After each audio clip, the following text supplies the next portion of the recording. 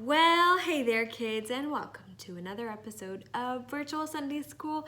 It's me, Sarah Teji, and I am so excited to share with you guys the next exciting part of the story that we've been learning about, which is, do you guys remember? We've been learning about the story of, drumroll, Joseph. That's right. And Joseph has a very long, extensive story in the Bible because there's so many exciting things for you guys to learn about his life. He was a pretty important person after all, and we'll find that out pretty soon here. But when we left off, can you guys tell me, do you remember where Joseph was and what happened to him? And he did some really amazing things. Does anybody remember?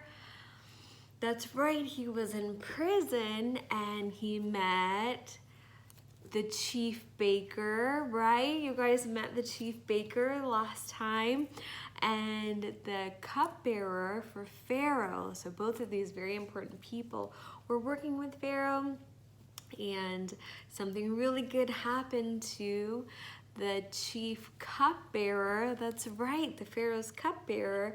He actually got his position back. He got to get out of jail and he was able to serve Pharaoh again. But what you guys probably didn't see, because you met the chief bearer in the last video, is that unfortunately the chief baker, you met him in the last video, he was not so lucky after all, because what happened was Pharaoh did not restore his position and that's right, he was no longer with us anymore since the last time you saw him. So that's actually what happened, because if you remember Joseph, he interpreted the dreams of the cupbearer and the chief baker. And so for the chief baker, he had really bad news, but the cupbearer, he had really good news, right? So let's revisit and talk about what happened after the cupbearer returned to Pharaoh's palace. And guess who's still in prison? Joseph. That's right. Joseph is still in prison. And the Bible tells us it was a whole 2 years later. That was a really long time. So most of you are probably like 3 or 4 years old. Imagine like from almost maybe the time you were 1 year old and you had to spend prison for 2 years until now. That's a really long time. I mean, it was a long time, you guys, and Joseph was older, and he had, so many things he learned in prison, but now God was speaking to him through interpreting dreams, and he has a very important role. But what happened was, as soon as the cupbearer went back to Pharaoh's palace, well, he was having such a great time there, serving all the drinks for Pharaoh, he totally forgot about Joseph. Can you imagine? Joseph told him before he left, don't forget about me. Please tell the Pharaoh about me, and maybe he could get me out of jail because I'm not even supposed to be here, remember? So what happened was, one day, Pharaoh was actually in bed and he was sleeping, and he had some dreams too. Some dreams that really didn't make any sense, and Pharaoh didn't know what they were about, but he was gonna find out pretty soon. So Pharaoh's first dream, this is very important for you guys to remember, okay? Pharaoh's first dream, in his dream, he dreamed that there were 7 cows, okay? Imagine 7 healthy, hefty, black and white cows. And everybody's probably seen a cow before. Raise your hand if you've seen a cow before. They are big and they're large and you can eat them for a hamburger later. Well, these cows were huge in Pharaoh's dream, okay? And they were coming out of the Nile River, and behind them there were these tiny little scrawny cows coming out from behind the big healthy cows. And imagine a scrawny little cow that looks like this guy right here. He's just a scrawny cow, and he came in from the Nile River, and he was like, moo. And he came to the big cows, and guess what they did in Pharaoh's dream? The scrawny cows ate the big cows. What? You would think it was the other way around, I know, but that's not what happened in Pharaoh's dream. These scrawny little cows, they ate the big cows, and Pharaoh was so distraught. He was like, this is a very disturbing dream. I don't know what's going on. What kind of scrawny cow eats a big cow, and what does that even mean? Well, what happened was Pharaoh went back to sleep, and he had another dream. And this dream was about rice, okay? So Pharaoh dreamed that not rice that looks like this. This is maybe like when your mom and dad buy rice from the store and they buy it in this wonderful bag and it's packaged for them.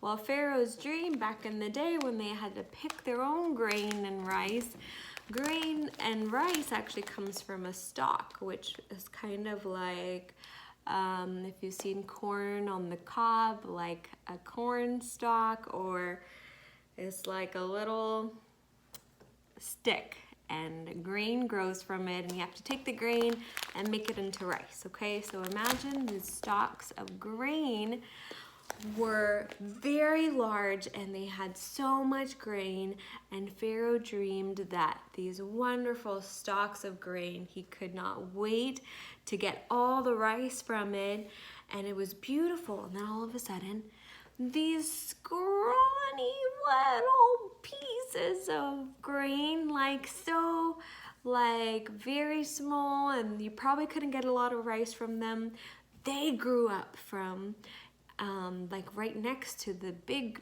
stalks of grain, and they ate them up. Again, scrawny little things were eating the large things in Pharaoh's dream, and Pharaoh wakes up and he does not understand what's going on. He knows his dreams mean something, but he doesn't know what to do with them. So the only thing he knows how to do is to call all the people in Egypt that he knows that are like magicians and fortune tellers and psychic people, and we don't really believe in people like that. We believe in God. But Pharaoh, the only people he knew was to call these magicians, and he told them all about his dream, but they had no idea what it meant. And guess who had an idea?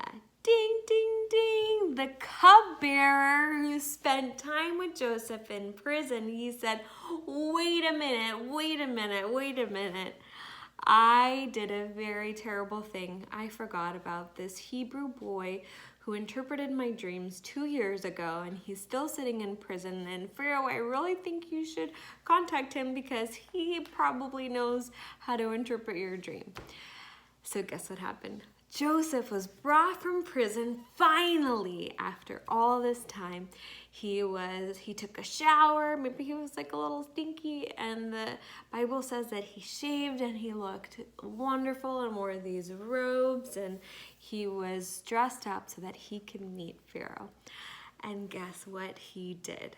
Pharaoh told Joseph all about his dream, and Joseph told Pharaoh, hey, listen, I know you heard some things about me, and you know that I can interpret dreams, but it's very important for you to know that I'm not the one that's interpreting the dreams. It's actually God interpreting dreams. That's right. So God is going to tell me what your dreams mean, and I will tell you. And this is what happened. Joseph said, please don't kill me, Pharaoh, but I've got some really good news and some really bad news. Which one do you want to hear first? Well, what happened was Joseph told Pharaoh that the 7 fat cows and the 7 stalks of grain that were very healthy actually means 7 years of prosperous food and wealth in Egypt, that means there was going to be lots and lots of grains of rice. So many grains in 7 years, you can't even imagine. They just kept coming and coming. And in that first 7 years, there's going to be so much food. People won't even know what to do. They'll just keep eating and they'll get full. And they're like, wait, there's more. There's more grains of rice. Oh my goodness, there's gonna be so much. You know, like on Thanksgiving dinner when you guys eat, there's probably so much food and you just eat and eat so much turkey and stuffing and you're so stuffed. That's how it was gonna be for 7 years in Egypt. But then, dun dun dun, there was going to be 7 years of famine. Now, can you guys tell me what famine means? Well, I'll tell you what a famine means. That means there was not going to be any food in the land. That means no water, no food, no animals all the animals are gonna die because there's not enough grass to feed them, and then there's not enough animals to feed the people, and there's not enough water for people to drink, and people might die, and it's gonna be really bad. It's gonna be such a horrible, horrible famine, and we need to get ready. And Joseph said, Pharaoh, this is what's going to happen. And because you had this dream 2 times and 2 different dreams saying the same thing, it's going to happen really soon, Pharaoh, and you got to do something quick. You got to get somebody in charge who's going to take all the grain and all the food from the good years and the prosperous 7 years, and they got to save it. You guys can't eat all of it on Thanksgiving dinner. You got to save it and put some away in the storehouses. So when the 7 years of famine come, you'll have some food and you won't starve to death. Well, Pharaoh was so grateful that he met this guy, Joseph, from prison, because he saved the whole land of Egypt. If Joseph didn't come and reveal those dreams through God, and God didn't tell him what happened, and the cupbearer forgot about Joseph in prison, well, Egypt would have been in really bad shape, guys. You don't understand. It would have been so bad. But just remember, Joseph was with his brothers a very long time ago, a very, very, very far ways away from Egypt. And God brought Joseph to Egypt after all this time just to be here in this moment to tell Pharaoh about this famine and save the people, and eventually save some other people who are very important to Joseph, but we're gonna find that out next week.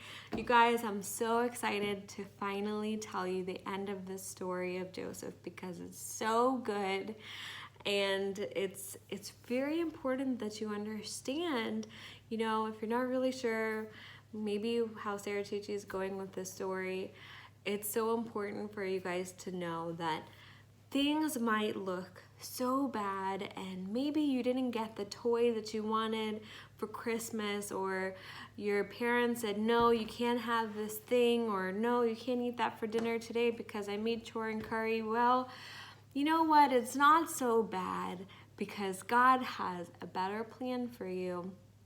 And maybe later on you can get an even better toy, and maybe in 2 weeks you can have that macaroni and cheese because maybe you needed to eat this rice and chore today so that you could have something really, really special later on, okay? So I hope that makes sense, and I want you guys to remember that God knows everything and He has a really great plan for you. You just have to trust Him, okay? So I'm praying for you kids, and I really miss you guys a lot. I hope that we can see you very soon, and I hope everybody is staying safe, and Sarah Chichi is keeping you guys in prayers. I love you very much, and I hope that you tune in next week because we're gonna have some very special stories to tell you about Joseph, okay? Eat more chicken. I'll see you guys next week. Bye.